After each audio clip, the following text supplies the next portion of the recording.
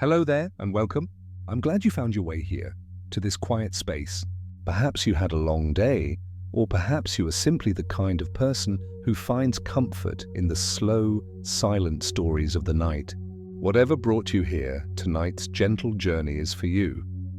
You have nothing to do now, but rest.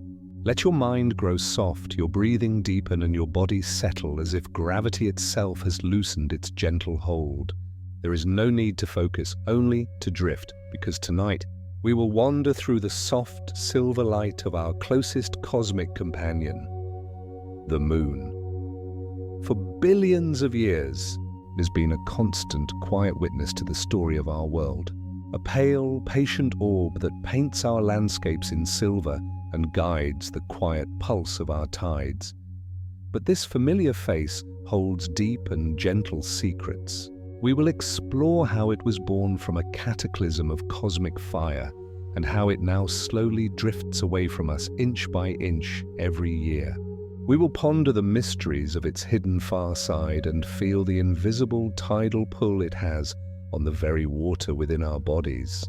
We will travel from its dusty, cratered plains to its core of cooled rock, all without any urgency. And just before we begin, if these calm scientific explorations help you unwind, consider liking and subscribing to this channel. It simply helps other wandering souls find their way here too, one sleepy listener at a time.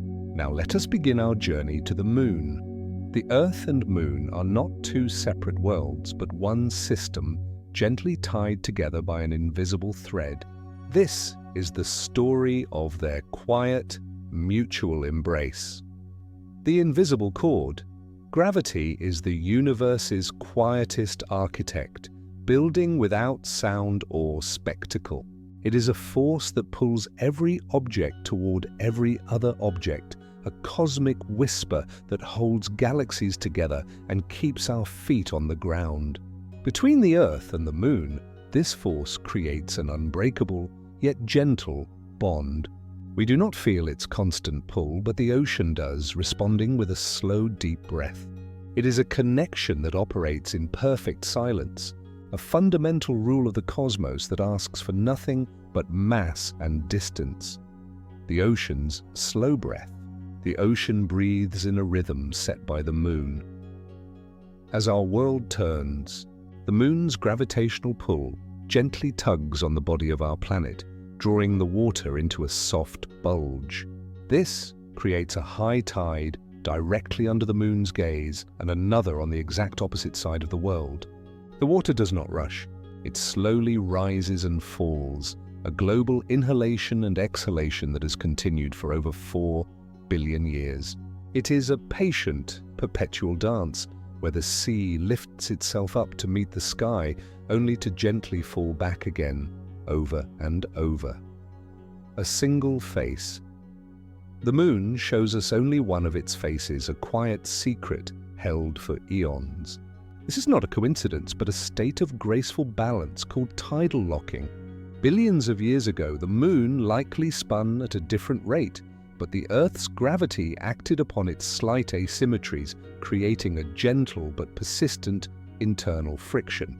Like a slow, steady hand on a spinning top, this friction gradually braked the Moon's rotation until its spin perfectly matched its orbit around our world. Now, its journey around us and its turn upon its own axis are in perfect, patient sync. The rock's memory, the solid ground beneath your feet, is not immune to the Moon's gentle pull. The Earth's crust, too, rises and falls in a tide, though it is a movement far too subtle for our senses. This solid ground can flex upward by about a foot, a slow, rhythmic pulse in the very bones of the planet. We do not know the full depth of this conversation between rock and gravity, but sensitive instruments can measure it. It is a reminder that the entire Earth is a slightly flexible sphere, breathing softly in its celestial cradle. The lagging tide. The tidal bulge does not sit directly under the Moon, but is carried slightly ahead of it by the momentum of our planet's rapid rotation. This slight misalignment is a detail of profound consequence. The The gravitational pull on this lagging bulge acts as a gentle brake on the Earth's spin, gradually slowing the length of our day. The process is immeasurably slow, adding only about 1 second every 50,000 years. Over billions of years, however, this has steadily lengthened the day, transferring the energy of Earth's spin into the Moon's orbit. The Moon's retreat. As the Earth's rotation gently slows, a quiet transaction occurs in the celestial balance.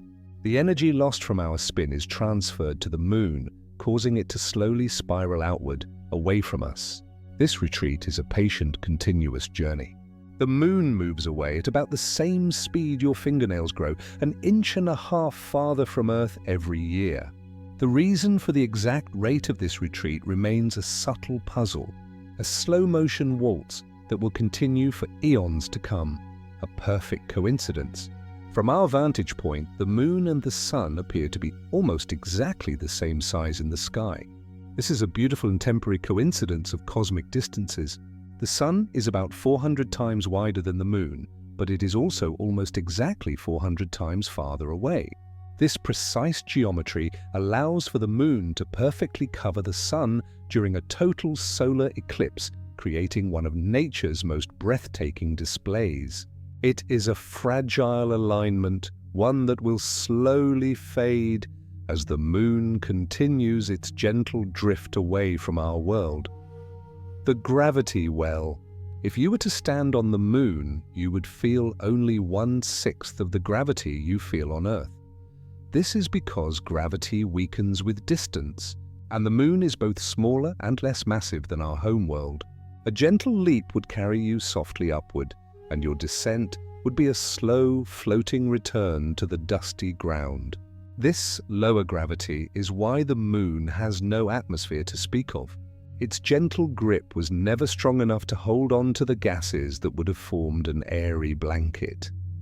The liberating points, even in its celestial dance, the Moon creates pockets of perfect balance. These are the Lagrange points, places where the gravitational pulls of the Earth and the Moon, combined with the orbital motion, perfectly cancel each other out. An object placed at one of these points would drift there, seemingly untethered, held in a gentle equilibrium between two worlds.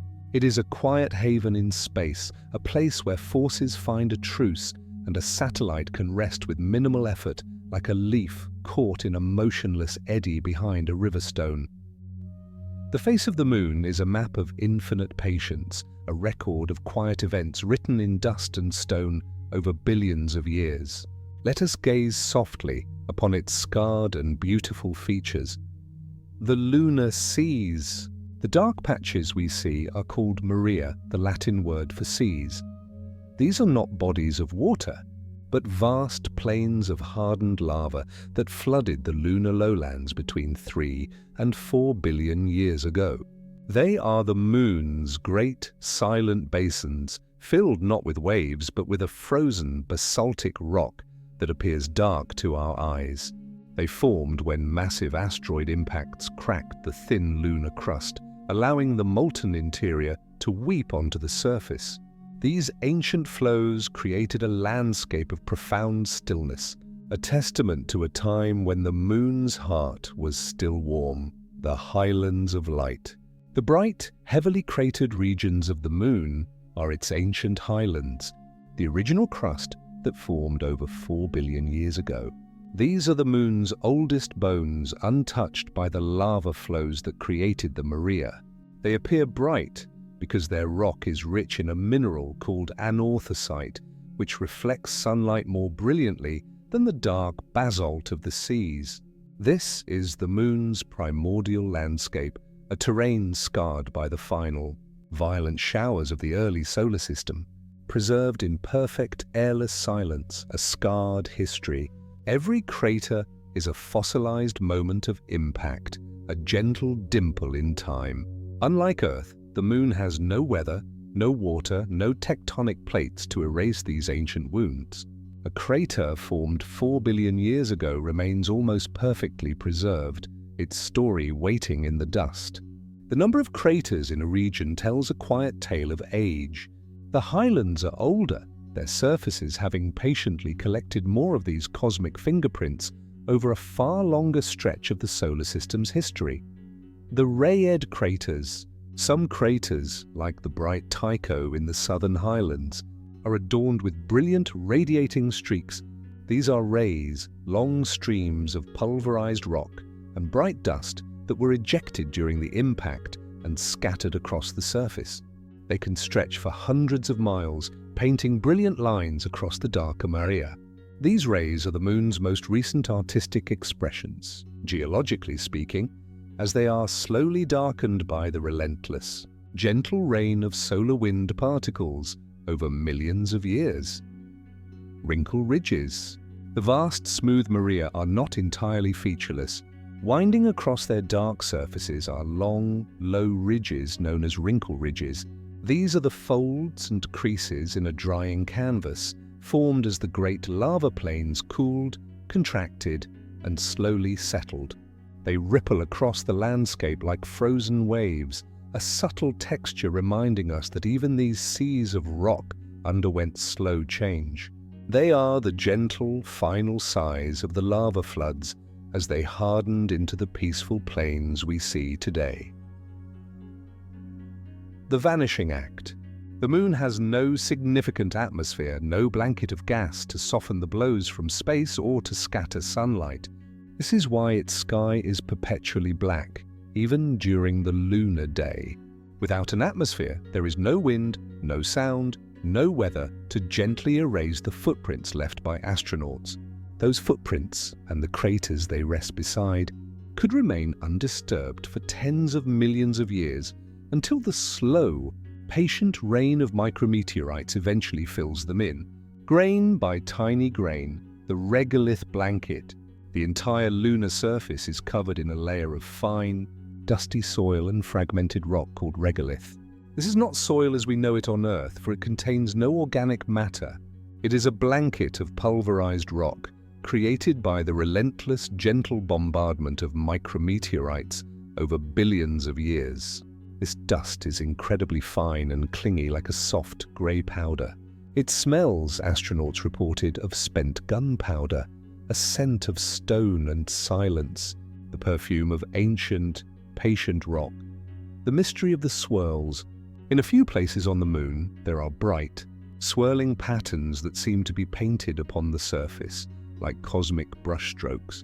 These lunar swirls, such as the beautiful Rhina Gamma, remain one of the Moon's most elegant puzzles. They are not related to topography. They are simply patterns of light and shade. One theory suggests they are formed by local magnetic fields in the lunar crust, which gently deflect the solar wind and prevent the soil from darkening. The true reason for their delicate art remains a quiet mystery: the slow shrinkage. The Moon is slowly cooling, and as it does, it gently contracts. This global cooling causes its crust to slowly wrinkle, forming faults known as lobate scarps. These are small, step-like cliffs, the height of a small house that can run for miles. They are the Moon's subtle wrinkles of age, evidence that it is not a geologically dead world, but one that is still very slowly settling and shrinking millimeter by millimeter over millions of years. It is a quiet planetary sigh, the Earth's quiet mirror. The Moon is not a distant stranger, but a sibling world, a quiet mirror reflecting our own planet's history and nature. Their stories are woven from the same cosmic thread, a shared journey through deep time, a shared origin. The Earth and the Moon are made from the same fundamental materials, a family resemblance written in rock and isotope. The most widely accepted story of their birth is the giant impact hypothesis, a quiet cataclysmic event where a Mars-sized world, named Theia, gently grazed the early Earth. From the vaporized debris of this encounter, a ring of molten rock formed around our planet. This ring, over time, quietly coalesced into the Moon.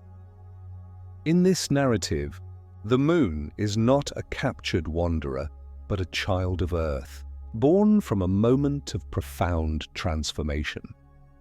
The Moon's missing heart.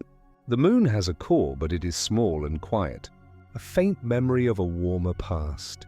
It is composed primarily of iron, just like Earth's core, but it is not a churning, molten dynamo. This is why the moon has no global magnetic field to shield its surface from the solar wind. The reason for its small, still heart may lie in its violent birth. The intense heat of the impact might have vaporized the lighter elements, leaving behind a core that cooled into a deep, metallic stillness over billions of years. The gift of stability, the moon is Earth's gentle guardian, a steadying hand in the cosmic dark. Its gravitational presence acts as a stabilizer for our planet's axial tilt. Without the moon, Earth's tilt would wander chaotically over millions of years, leading to wildly unpredictable and extreme climate shifts. The moon's mass provides a gravitational anchor, ensuring our seasons remain relatively stable and gentle over vast stretches of geological time. It is a silent promise of consistency, a cosmic gyroscope for our spinning world. The slowing of days. In the deep past, Earth's days were much shorter, a frantic spin in a young solar system. The moon's tidal pull has been a gentle break, slowly transferring Earth's rotational energy into the moon's orbital path. 400 million years ago, a day was only about 22 hours long. The moon's patient, invisible tug, has been lengthening our days, second by imperceptible second, for over 4 billion years. The flow of time itself has been quietly shaped by this celestial partnership. The atmospheric tail, Earth, has a long, thin tail, much like a comet, but it is made of breath, not ice. The moon, on its journey, passes through this vast, streaming ribbon of our atmosphere's outermost gases. This region, known as the geocorona, is a cloud of hydrogen atoms stretching far beyond the moon's orbit. For a few days each month, the moon swims through the faint, outermost exhalation of our living world, a ghostly embrace that connects the air we breathe to the dust upon which it silently falls. The water of the solar wind. Tiny traces of water are slowly being created on the moon's surface, a quiet alchemy born from the sun. The solar wind, a stream of charged particles, constantly blows against the lunar soil. These particles, mostly hydrogen, interact with oxygen-rich minerals in the regolith. Together they form molecules of water which cling to dust grains. This process is incredibly slow, a patient accumulation over eons. It is a reminder that water, the essence of life, can be woven from the most barren of places by the gentle, persistent forces of the cosmos. The shared bombardment. The craters on the moon tell a story that also belongs to Earth. During the late heavy bombardment, around 4 billion years ago, both worlds were pelted by a rain of asteroids and comets. On Earth, the evidence of this violent era has been erased by weather and tectonics. But the moon, with its silent, airless surface, preserved every scar. By reading the lunar craters, we are looking at a history book of our own planet's youth, a record of the ancient storms that also shaped the early environment in which life first stirred. The echo of life. If life ever existed on the moon, its traces would be incredibly fragile. But some scientists wonder if the early Earth, during the heavy bombardment, could have launched fragments of its own crust into space after large impacts. Some of these fragments, containing perhaps hardy microscopic organisms, may have gently landed on the moon, sealed inside protective rock. We do not know if this interplanetary seeding, called panspermia, ever occurred, but the moon may hold, within its deepest, coldest craters, a fossilized echo of Earth's very first whispers of life. The lunar library. There are places on the moon, in the permanent shadows of polar craters, that are among the coldest places in our solar system. In these deep freeze traps, the record of our solar system's history is perfectly preserved. Water ice from ancient comets, samples of the solar wind, and even particles from distant stars may have collected there, undisturbed for billions of years. The moon quietly holds this library of cosmic history, a silent archive waiting for a patient reader to gently decipher its frozen ancient texts. The reflected light. The pale light by which we sometimes read the world at night is not the moon's own, but a borrowed gift.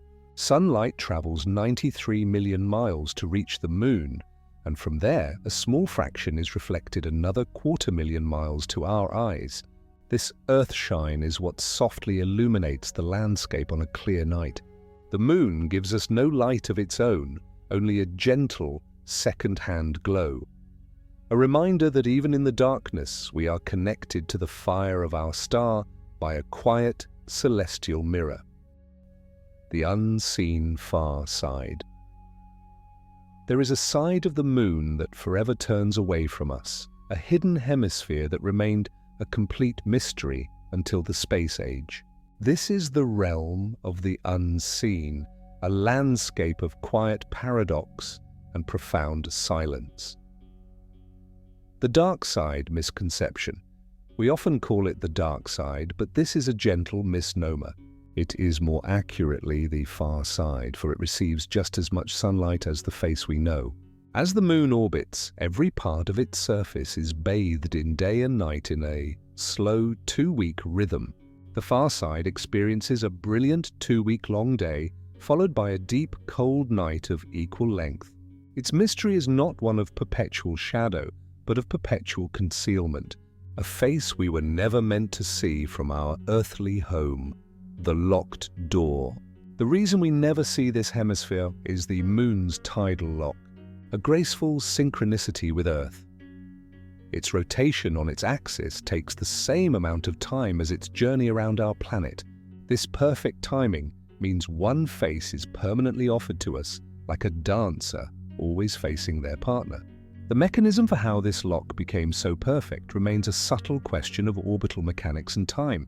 It is a locked door, not by design, but by the patient, billion-year-long application of gravity's gentle hand. The first glimpse. Humanity's first glimpse of the far side came not from a person, but from a mechanical eye.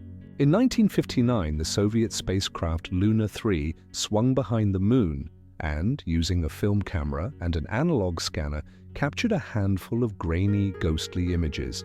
These first pictures revealed a landscape startlingly different from the familiar face, a terrain dominated by rugged highlands with a marked absence of the dark, smooth maria that characterized the near side. It was the quiet unveiling of a new world, one that had waited in silence for all of human history. A crust of greater thickness. The far side's crust is a thicker, more ancient shield. Scientists believe it is on average about 15 kilometers thicker than the crust of the near side. This simple difference in architecture may hold the key to its unique face. The reason for this asymmetry is not fully known, but it may trace back to the moon's formation, a lingering memory of how the debris from the giant impact coalesced into a sphere, cooling at a slightly different rate on one side than the other. The missing maria, where are the great dark seas? The far side is a landscape of brilliant cratered highlands with only a few small maria scattered across its vast expanse. The prevailing theory is a gentle one of geology and heat. The near side, with its thinner crust, was more easily fractured by immense impacts, allowing the moon's then molten interior to flood the basins with dark basalt. The far side's thicker crust acted as a stronger lid, containing most of those volcanic outpourings, leaving the ancient bright highlands to tell their older, quieter story. The South Pole Aitken Basin, hidden on the far side, is one of the largest known impact craters in the solar system, the South Pole Aitken Basin. This colossal scar is over 1,500 miles wide and 5 miles deep, a vast depression that holds clues to the moon's deepest interior. The impact was so powerful it likely excavated material from the lunar mantle, scattering it across the surface. We do not know the exact composition of this material, but studying this basin is like reading a chapter from the moon's deepest geological history, gently exposed by a long-ago collision. a refuge from earthly noise. The far side is the quietest place in the inner solar system. It is permanently shielded from the radio chatter of our civilization, a natural sanctuary of silence. Here, the moon itself becomes a giant shield, blocking the constant broadcast of our TVs, our radios, and our satellites. This makes it a perfect location for radio telescopes, which could listen to the faint whispers of the early universe, signals that are drowned out on Earth. It is a place to hear the cosmos without our own noise, a listening post in the purest silence. The lunar synchronous orbit. From the far side, you would witness a permanent celestial absence. The Earth is never seen in its sky. But if you floated just above the surface in a special orbit, you could witness a profound dance. A satellite in a lunar synchronous orbit could hover over a single point on the far side, forever hidden from Earth, while watching our planet rise and set over the limb of the moon.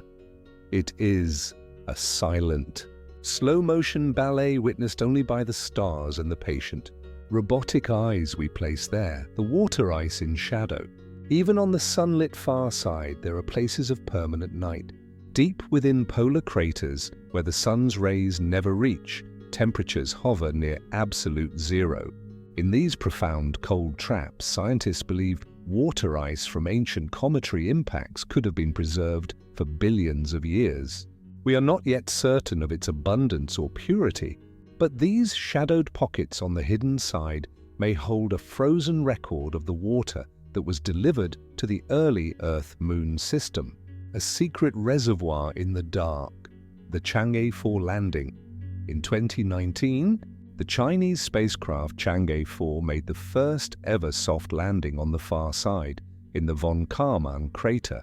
To communicate with Earth, which is permanently out of sight, it required a relay satellite named Queqiao, stationed at a stable gravitational point beyond the moon. This mission gently touched down on terrain that no human or machine had ever felt, analyzing soil that had never been touched by sunlight. It was a quiet, historic moment, the beginning of our physical conversation with the moon's hidden hemisphere. The future of the hidden face, the future of lunar exploration, may well be focused on this unseen side. Plans for radio telescopes, geological surveys, and permanent outposts are all being gently sketched out by space agencies around the world. The far side offers a unique combination of radio silence and geological mystery. We do not know what we will find there, but it promises to be a sanctuary for science, a place where humanity can look and listen deeper into the universe from the quietest place we know. A birth of cosmic fire. Every story has a beginning, and the moon's is written in the gentle, violent poetry of cosmic collision. It is a birth narrative written not in words, but in the fundamental properties of rock and orbit. Theia, the lost world. Long before the moon existed, the early solar system was a gentler, quieter collection of planetary embryos. One of these, a world perhaps the size of Mars, has been named Theia. For millions of years, Theia and the proto-Earth circled the young sun in a peaceful, resonant dance. But orbits in the early solar system were not yet settled into their final, harmonious patterns. Slowly, inevitably, Theia's path began to drift, drawing it toward a fateful meeting with our own world, a convergence set in motion by the quiet, relentless pull of gravity. A glancing blow. The impact was not a direct, shattering collision, but more of a profound, glancing blow. Theia is thought to have struck the young Earth at a gentle angle, merging its core with ours in a slow, deep embrace. This specific type of impact was crucial. A direct hit might have vaporized both worlds entirely. Instead, it was a creative destruction, a union that transferred immense energy and momentum, setting the Earth spinning faster and launching a colossal plume of vaporized rock and molten debris into a temporary orbit around our wounded planet, the Ring of Fire. In the hours and days after the impact, Earth was encircled by a torus of incandescent material, a ring of vaporized rock and shimmering magma. This was not the peaceful ring of Saturn, but a seething, turbulent disk, glowing with the heat of 1,000 suns. The temperature was so immense that much of this material remained in a gaseous state, a cloud of rock vapor that slowly began to cool. Within this chaotic, beautiful disk, the first seeds of the moon were present, waiting for gravity to gently begin its work of assembly, the gentle accretion. From the chaos of the disk, the moon began to form not with a single event, but through a slow, patient process called accretion. Tiny particles of condensed rock vapor began to collide and stick together, forming pebbles, then boulders, then small moonlets. These moonlets, over perhaps a century, gently merged in a series of quiet collisions, slowly assembling the lunar body. This was not a violent process, but a stately gravitational dance, building a new world piece by piece from the ashes of an old one. The magma ocean, the early moon, was a world of liquid rock, a global magma ocean hundreds of miles deep. The energy from both the giant impact and the rapid accretion of material kept its entire surface molten for millions of years. As this ocean slowly began to cool, the heavier minerals like iron and magnesium gently sank. The lighter minerals, particularly a crystalline feldspar called anorthosite, floated to the top, forming the bright, primordial crust of the lunar highlands. The moon was quietly differentiating, creating its internal architecture from a state of fluid chaos. The chemical kinship, the giant impact theory, elegantly explains a profound mystery, the chemical kinship between Earth and the Moon. Analysis of lunar rocks shows that the isotopic signatures of oxygen, titanium, and tungsten are strikingly similar to those found on Earth. This suggests the material that formed the Moon was thoroughly mixed with Earth's own mantle during the impact. They are not just neighbors, they are siblings, forged from the same planetary material, their family resemblance written in the very atoms of their rock. The missing volatiles. Yet there is a difference. The Moon is depleted of what scientists call volatiles, elements and compounds that evaporate at relatively low temperatures, like water, zinc, and sodium. The incredible heat of the impact likely vaporized these lighter elements, allowing them to escape the Moon's weak gravity or be blown away by the solar wind. This is why the Moon is so dry and its geology so still. It was born in a furnace, and its more delicate, volatile whispers were gently boiled away into the void of space. The lingering questions. While the giant impact theory is the most accepted story, it is not without its gentle mysteries. The precise size of Theia, the angle of the impact, and the timescale of the Moon's accretion are all details that are refined with each new computer simulation. We do not know, for instance, why the Moon's isotopic signature is so similar to Earth's, when models suggest it should be a blend of both Theia and Earth. The story is largely written, but a few quiet paragraphs remain unclear, waiting for future evidence to illuminate them. The pull of the cradle. In its earliest days, the Moon was much closer to Earth, a looming, brilliant presence in a sky of orange and black.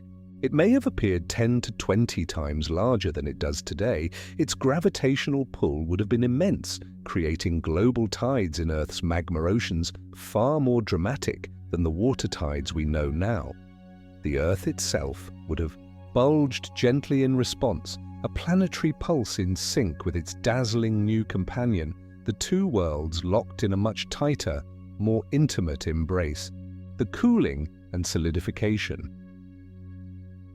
As the magma ocean cooled, the Moon's surface slowly solidified over a period of perhaps 100 to 200 million years. The last dregs of the magma ocean, rich in incompatible elements, crystallized to form the source regions for the later volcanic Maria. This period of cooling gave the Moon its fundamental shape and structure. The great impacts that would come later, the ones that carved the Great Basins, were waiting for this crust to become strong enough to hold their immense, circular memories for billions of years to come. A common story: the Moon's birth may not be a unique event. Around other stars, astronomers search for evidence of similar giant impacts in the planetary systems they discover. The creation of a large moon through collision may be a common step in the evolution of rocky, Earth-like worlds. If so, our Moon is more than just our companion. It is a messenger, a testament to a violent creative process that may gently shape worlds across the galaxy, seeding the cosmos with satellites born from fire and gravity. The slow goodbye. Nothing in the cosmos is truly still. Every orbit is a slow conversation, and every partnership evolves with time. The story of the Earth and the Moon is also a story of a long, gentle farewell, a drift measured in the patient language of millennia, the frictional break. The Moon's retreat begins with a gentle, persistent friction. The Earth's rotation spins faster than the Moon orbits, and the planet drags its tidal bulge slightly ahead of the point directly under the Moon. This misalignment creates a gravitational tug that gently pulls the Moon forward in its orbit, giving it a small, constant push. Energy is never created or destroyed, only transferred. The energy for this push is slowly drained from the Earth's own spin, acting as a subtle break that lengthens our day by a heartbeat every few millennia. The rate of retreat. The Moon drifts away at a rate of approximately 3.8 centimeters each year, a distance nearly equal to the length of your thumb. This measurement comes from reflectors left on the lunar surface by Apollo astronauts, which we bounce laser beams from to measure the journey with millimeter precision. The process is so slow that over a human lifetime, the Moon only moves about 4 meters farther away. It is a retreat measured not in miles, but in the gentle, cumulative patience of 1 billion years. The lengthening day. As the Moon retreats, the Earth's spin continues its slow deceleration. In the time of the dinosaurs, a day was only about 23 hours long. When the first simple organisms emerged, a day may have been less than 20 hours. This change is imperceptible, a loss of a single second spread over 50,000 years. The cosmic clock is gently winding down, its hands moving with infinite slowness, tying the very length of our day to the Moon's quiet, outward journey, the future stability point. This dance of push and pull cannot continue forever. Billions of years from now, the Earth's rotation will have slowed to match the Moon's orbital period. A single day on Earth will last as long as a single month, and the two worlds will at last be tidally locked, forever facing one another across a fixed gap. In this distant future, the Moon will no longer appear to rise or set from a specific point on Earth.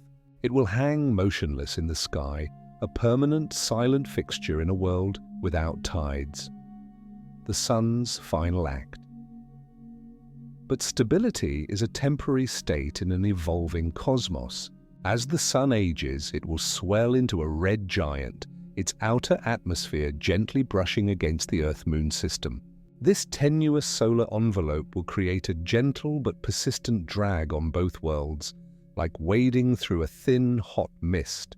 This friction will slowly cause the Moon's orbit to decay, pulling it inexorably inward.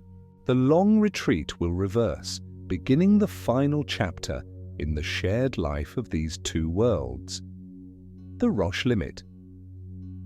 As the Moon spirals inward, it will eventually approach a boundary known as the Roche limit.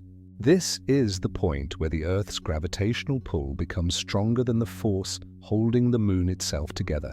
The Moon, a world of rock and dust, will be gently torn apart by tidal forces. It will not explode, but will slowly, methodically unravel, its material stretching into a vast, brilliant ring of fragments encircling the Earth in a final, beautiful shroud, a ring of rock and dust. For a time, Earth will wear a ring, much like Saturn does today, but forged from the remains of its companion. This ring would be composed of countless particles of lunar rock and dust, glowing softly in the light of the swollen, red sun. It would be a transient monument, a celestial memorial. The particles would slowly collide, their orbits decaying until they begin a final, gentle rain down upon the Earth, a slow meteor shower marking the end of a billion-year partnership. The eclipses that were. As the moon continues its slow retreat, one of the first cosmic wonders to fade will be the perfect, total solar eclipse. The moon's apparent size in our sky will slowly shrink. In about 600 million years, it will have receded enough that it will no longer be able to completely cover the sun. The last perfect totality for Earth will pass quietly, a final brilliant diamond ring fading into the annals of deep time, replaced forever by partial and annular eclipses, the weakening of the tides. Long before any dramatic orbital decay, the gentle pulse of our oceans will begin to weaken. As the moon's gravitational influence diminishes with distance, the tidal range will slowly decrease. The vast intertidal zones, those rich rhythmic ecosystems, will shrink. The ocean breath will grow shallower, its highs and lows becoming less pronounced. The world's coasts will change their character in a slow-motion transformation, a quiet adjustment to a sky with a smaller, more distant guide, the slowing of the lunar clock. The moon's own rotation and orbit are also part of this slow evolution. As it moves farther out, its orbital path grows longer, and the time it takes to complete a single circuit around the Earth increases. A lunar month, currently about 27.3 days, will gradually lengthen. The cosmic clocks of day and month are both winding down together, their hands moving in a synchronized, slow-motion ballet that will only conclude when they point to the same hour. Billions of years from now, a celestial memory. Even when the moon is gone, its legacy will be written into the fabric of our world. The slowed rotation of the Earth, the chemical composition of our crust, and the very fact that life evolved under the rhythm of tides are all part of its gift. The moon's greatest presence may be felt in its eventual absence, a silent teacher that shaped our world before continuing on its own cosmic journey. It is a reminder that all connections, even the most constant, are part of a larger, gentle cycle of meeting and release. The invisible embrace. Beyond the light we see and the tides we watch, the moon participates in a silent ballet of forces. This is the realm of the invisible embrace, where gravity weaves its subtle patterns in the fabric of space itself. The gravity well imagines space as a soft, stretched fabric. A massive object like the Earth creates a deep depression in this fabric, a gravity well. The moon rests in its own, smaller well, perpetually circling the slope of Earth's. It is not being pulled by a force, but rather following the curved path of this invisible geometry. The moon is a patient marble rolling along the rim of a cosmic bowl, its orbit a testament to the gentle, persistent curvature of space-time created by our world's mass. The tidal bulge of rock. We see the water tides, but the solid Earth also rises and falls in a tide, a breath of rock in response to the moon's pull. This solid ground can flex upward by about 30 centimeters with the passing of the moon. It is a movement too gradual and subtle for any feeling, a slow, planetary pulse. This silent rhythm reminds us that the entire Earth is a slightly flexible sphere, gently kneaded by an unseen hand, its rigid bones possessing a hidden softness. The libration rock. The moon appears to rock gently back and forth, a motion known as libration. This allows us to peer around its edges over time, seeing about 59% of its surface from Earth. This rocking is not a true wobble.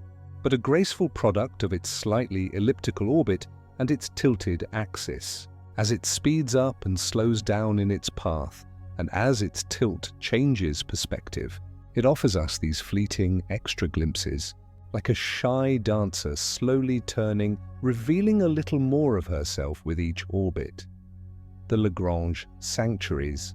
There are points in space where the gravitational pulls of the Earth and Moon, combined with the orbital motion, create pockets of perfect equilibrium. These are the Lagrange points, silent harbors where the force is balanced to zero. An object placed at one of these points, like L1 between the worlds or L2 behind the Moon, can drift there with minimal effort, held in a gentle gravitational truce. These are the resting places of the cosmic dance, where a satellite can float, a quiet sentinel between two worlds. The selenocentric sphere. The Moon has its own sphere of gravitational influence, a region of space where its own pull is stronger than the Earth's or the Sun's. This is its Hill sphere. Within this invisible bubble, a satellite can orbit the Moon itself. The sphere is small, extending only about 60,000 kilometers from the Moon's center, a delicate bubble of lunar gravity within the vast ocean of Earth's influence. It is a personal territory of attraction, a quiet domain where the Moon is the central, gentle power, the tidal locking of Earth. Just as the Moon is locked to Earth, our planet is slowly, inexorably being locked to the Moon. The same tidal forces that break the Moon's spin are now gently breaking Earth's. In billions of years, as we've heard, Earth's rotation will slow to match the Moon's orbital period. We are both evolving toward a final, silent embrace, where one face of the Earth will forever look toward one face of the Moon. A permanent, silent gaze across a fixed celestial bridge, the ghostly wake. As the Moon orbits, its gravity subtly disturbs the tenuous outer layers of Earth's atmosphere. It creates a faint atmospheric tide, a gentle ripple in the sea of gas that surrounds our planet. This effect is incredibly subtle, a whisper compared to the oceanic tides, but it is a reminder that the Moon's touch extends to the very air we breathe. Its embrace holds the water, flexes the rock, and stirs the highest, thinnest veils of our atmosphere. The mascon's hidden pull. Beneath the lunar surface lie hidden concentrations of mass, called mascons. These are the dense buried remnants of giant asteroid impacts that filled with dense lava, creating a gravitational anomaly. A spacecraft orbiting the Moon can feel these invisible pockets of extra mass, its path subtly perturbed by the hidden architecture below. They are like silent magnets buried in the dust, their presence felt not by sight, but by the gentle, invisible tugs they exert on anything that passes overhead, the precession of orbits. An orbit is not a static, flat circle, but a slowly turning ellipse. The Moon's entire orbit around Earth precesses, meaning its closest point. The perigee gradually moves forward, tracing a complete circle in the sky about every 8 to 85 years. This is a gentle wobble in the path itself, caused by the subtle gravitational tugs from the Sun and the slight bulge of Earth's equator. It is a slow cosmic pirouette, an invisible pattern traced over nearly a decade. The fission of moment.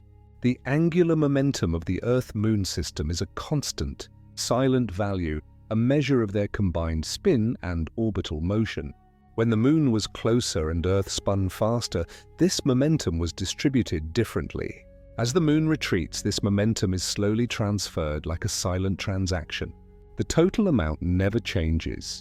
It is a conserved quantity, a hidden number that governs the slow, stately evolution of their dance, ensuring the graceful, predictable nature of their long goodbye. The curvature of time. Gravity's embrace bends not only space but time itself. A clock on the Moon ticks ever so slightly faster than a clock on Earth. This is because Earth's stronger gravity creates a deeper well in space-time, slowing time relative to the Moon's weaker gravity. The difference is minuscule, about 56 microseconds per day, a drift of mere seconds over a human lifetime. It is an invisible relativistic whisper, a reminder that the two worlds are not just separated by space, but are experiencing the flow of time at gently different rates. The moon in the human heart. Beyond the physics and the geology, the moon lives within us. It is woven into our calendars, our myths, and the quiet corners of our imagination. This is the story of its reflection in the human soul. The first calendar, long before written language, humanity marked time by the moon's gentle cycle. Its journey from dark to full and back again, a period of roughly 29.5 days, gave us the concept of a month. This rhythm governed planting and harvest, migration and ritual. The word month itself shares its root with moon. It was our first steady clock in the heavens, a silent, reliable pulse around which early human lives were patiently organized, connecting our earthly existence to the celestial dome, the goddess of the night.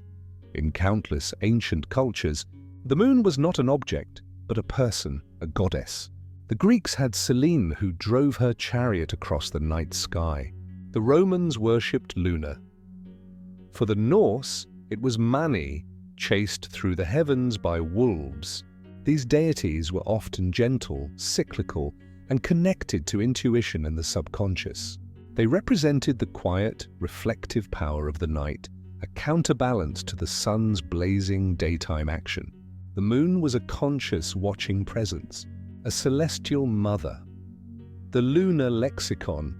Our language is filled with quiet echoes of the moon. The word lunatic comes from the Latin luna, reflecting the ancient belief that the moon could influence the human mind. Monday is quite literally Moon's Day. To be moony is to be dreamy and abstracted. These linguistic fragments are fossils of a deeper connection, a time when the moon's influence was felt not just in the tides, but in the very tides of human emotion and behavior, its light touching the psyche. The moon illusion. When the moon hangs low on the horizon, it appears immense, a great golden orb. Yet this is a gentle trick of the mind, an illusion. The moon is no larger there than when it is high overhead. One theory suggests that near the horizon our brain has objects like trees and buildings to compare it to, making it seem grander. It is a personal, perceptual miracle, a reminder that the experience of the moon is a collaboration between its physical light and the quiet architecture of our own consciousness. The moon's music. The moon has its own quiet music in the world of human art. Beethoven's Moonlight Sonata translates a still, silver night into piano notes. Claude Debussy's Clair de Lune paints a soundscape of shimmering light and shadow. These compositions do not describe the moon's geology, but its feeling, its serenity, its mystery, its gentle melancholy. It is a conversation in melody, where a composer listens to the silence of space and gently translates it into a language the heart can understand. The Apollo footprints. The footprints left by the 12 Apollo astronauts on the lunar surface are perhaps the most personal human marks on another world. With no wind or water to erase them, they could remain perfectly preserved for millions of years. They are not grand structures, but simple, intimate impressions. They speak of a brief, brave visit, a moment when humanity gently reached out and touched the face of its oldest companion. They are a silent, lasting testament to curiosity and a shared, species-wide journey, the moon and the seed. For centuries, farmers and gardeners have followed planting almanacs that coordinate with the moon's phases. The belief is that just as the moon pulls on the oceans, it pulls on the moisture in the soil, influencing seed germination and plant growth. Science has found little conclusive evidence for this, yet the practice persists. It is a tradition of partnership with the cosmos, a gentle alignment of earthly labor with celestial rhythm, a faith in the moon's quiet, nurturing influence on life. The eternal monument. The 6 flags planted on the moon, their nylon fabric exposed to the unfiltered sun and cosmic radiation, have likely been bleached pure white. The stars and stripes have faded into a universal blankness. There is a quiet poetry in this, the symbols of nations gently erased, leaving behind only the human act itself. The flags have become simple, pale markers, not of a country, but of a species that once stepped softly from its cradle and looked back at home. The moon in your hand. The next time you see the moon in the sky, you can gently cover it with your thumb held at arm's length. This simple act reveals the profound scale of the cosmos. That small disk you can hide is a world over 2,000 miles across, floating 250,000 miles away. It is a personal, physical connection to the vastness, a way to hold the immensity of space in the gentle frame of your own hand, bridging the infinite distance with a human gesture. And now the silent seas of the moon begin to soften in your mind's eye. The craters grow gentle, the highlands grow dim. You have wandered far, and now it is time to rest. We have drifted through 90 quiet truths about our patient, celestial companion, from the gentle grip of its gravity to the hidden face we never see, from its birth in cosmic fire to its slow farewell and its silent echoes in the human heart. You have felt the ocean's slow breath, guided by an invisible hand. You have peered into the deep, cold shadows of the South Pole and witnessed the gentle rocking of libration. You have stood where astronauts left their silent footprints and understood how the very length of our day is a gift from the moon. You are part of this story. The calcium in your bones, the iron in your blood, was forged in the heart of a long-dead star, and some of it surely passed through the cosmic cloud that became the Earth and Moon. The rhythm of your sleep, the tide of your dreams, may still remember that ancient lunar pulse. You are not just looking at the moon, you are made of the same stardust, breathing in the same cosmic moment. Tonight, as you rest, the moon is still there. Its gravity gently tugs on the planet, on the oceans, on the very ground beneath you. Micrometeorites continue their patient reign upon its surface, and the Earth, in its orbit, continues its slow, steady waltz with its companion. And you are here, floating within it all, a quiet, warm presence in the vast, gentle dark. Let your breathing become slow like the lunar tide. Let your thoughts drift away like the moon itself, receding into a soft and peaceful distance. If you are still awake, you are always welcome to watch the next chapter. But for now, I hope you sleep well and dream softly of silent silver landscapes. Good night.